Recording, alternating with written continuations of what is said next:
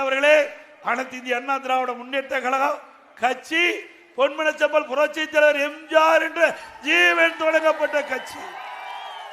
அம்மா என்ற சக்தி படைத்த தாய் கட்சி கட்டி காத்தாங்க. அப்படி அண்ணா திமுக ஆட்சி பொன்விழா கண்ட கட்சி. 30 ஆண்டு காலம் இந்த மண்ணிலே ஆட்சி புரிந்த கட்சி.